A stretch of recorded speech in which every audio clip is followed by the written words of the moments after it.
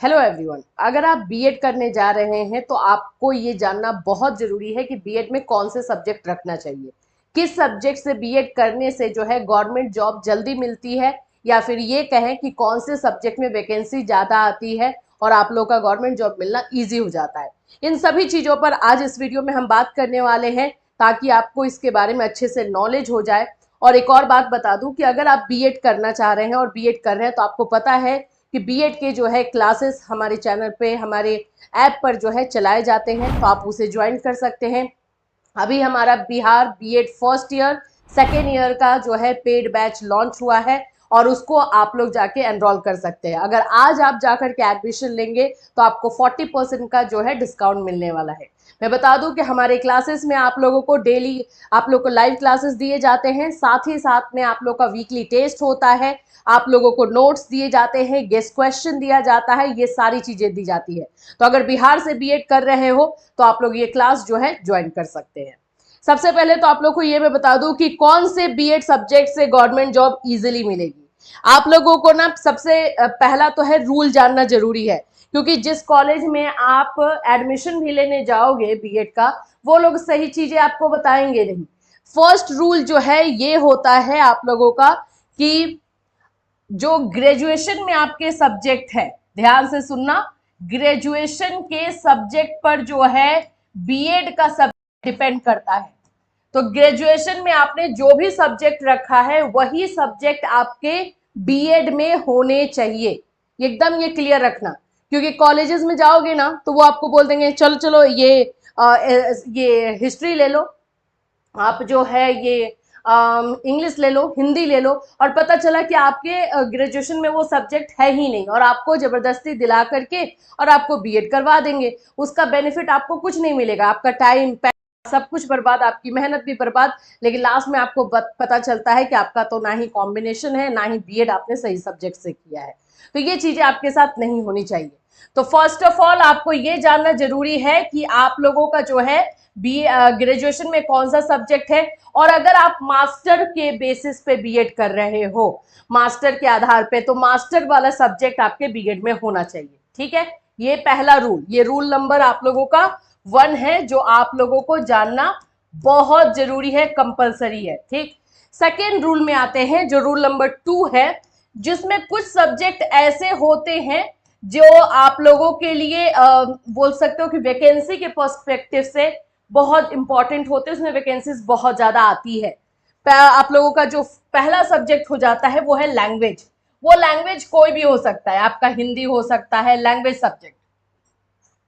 ठीक है, language subject, अब ये आप लोगों का हिंदी हो सकता है, इंग्लिश हो सकता है, संस्कृत हो सकता है, जो भी है सब्जेक्ट, इन सभी में जो है वैकेंसी आपको ज्यादा देखने को मिलती है। तो अगर आपने ग्रेजुएशन में हिंदी, इंग्लिश या संस्कृत पूरे तीनों साल पढ़ा है, सुन लो, याद रखना, तीनों साल, या फिर आपके जो है 12th में हिंदी संस्कृत होना चाहिए, क्योंकि हर एक स्टेट का अपना अपना रूल है। मैं आपको सेंट्रल लेवल का रूल अगर बताऊं तो हिंदी पूरे 3 इयर्स आपका पढ़ा हुआ होना चाहिए, या फिर आपका इंग्लिश तीनों साल पढ़ा हुआ होना चाहिए, संस्कृत, तब जाकर के जो है आप लोग यहाँ पर इसके टीचर बन सकते हो। तो सबसे ज्यादा जो वैकेंसी आती है वो हमारे इन सब्जेक्ट में ही वैकेंसी ज्यादा रहती है। अब रीजन भी है, क्योंकि 10th के बाद क्या होता है कि 11 जो इंटर हो गया, 11 12 हो गया, उसमें जो है बच्चे डिवाइड हो जाते हैं कि कोई हिंदी लिया, कोई नहीं लिया, कोई जो है कॉमर्स ले लिया, कोई साइंस ले लिया, कोई पर्टिकुलर कोई कोई सब्जेक्ट ले लिया, लेकिन लैंग्वेज पेपर तो रखना होता है, तो इसकी वजह से इसमें आपको वैकेंसी देखने को मिलेगी। फर्स्ट ये हो जाता है जिसमें आपको वैकेंसी मिलेगी। सेकेंड जो सब्जेक्ट आप लोगों का होता है साइंस। साइंस सब्जेक्ट में चाहे आप लोगों का फिजिक्स हो, केमिस्ट्री हो, इसमें आपको वैकेंसीज अच्छी मिलती है। और साथ में स्टूडेंट यानी कि कंपटीशन, एक तरह से हम बोल सकते हैं कि कंपटीशन की कमी होती है साइंस में। साइंस में आप लोगों का, मैं यहां लिख देती हूँ, फिजिक्स, केमिस्ट्री, बायो भी लिख सकते हैं, बायो सब्जेक्ट में आप लोग का बॉटनी, जूलॉजी जो आ जाता है, ये सारे भी रहेंगे। तो साइंस सब्जेक्ट में भी आपको वैकेंसीज देखने को अच्छी खासी मिल जाती है एंड कंपटीशन कम रहता है। थर्ड हमारा जो सब्जेक्ट हो जाता है वो है मैथ्स। ठीक है। Maths, maths actually second number पे भी इसको रख सकते हो, मैथ्स में भी वैकेंसीज अच्छी खासी देखने को मिलेगी। लेकिन ये सारे सब्जेक्ट से बीएड तभी कर सकते हो जब आपका ग्रेजुएशन में, अगर इनमें से कोई भी सब्जेक्ट आपके ग्रेजुएशन में नहीं है तो आप नहीं रखेंगे बीएड में। फिर उसके बाद से फोर्थ नंबर पे आप लोगों का आ जाता है कॉमर्स। देखो कॉमर्स में ना ज्यादा, अगर मैं बोलूँ तो ज्यादा वैकेंसी जो है 6 to 8 में तो है ही नहीं। 6 to 8 वाले कॉमर्स वाले स्टूडेंट को तो SST, as a SST teacher का कंसिडर कर लिया जाता है। तो कॉमर्स 11th एंड 12th में ही आप लोगों का काउंट आप लोग करोगे, ठीक है। फिर उसके बाद सबसे ज्यादा जो कंपटीशन रहता है वो है सोशल साइंस। सोशल साइंस में सबसे ज्यादा कंपटीशन है, और वैकेंसी भी जो है, सीट तो अपने अकॉर्डिंग ही रहता है लेकिन बहुत ज्यादा जो है स्टूडेंट रहते हैं, क्योंकि सोशल साइंस में जो है आर्ट्स वाले स्टूडेंट आ जाते हैं, कॉमर्स वाले स्टूडेंट आ जाते हैं। मैं टीजीटी की बात कर रही हूँ। तो इसमें जो है बहुत ज्यादा वैकेंसीज, अब वैकेंसीज आती है बट कंपटीशन ज्यादा रहता है।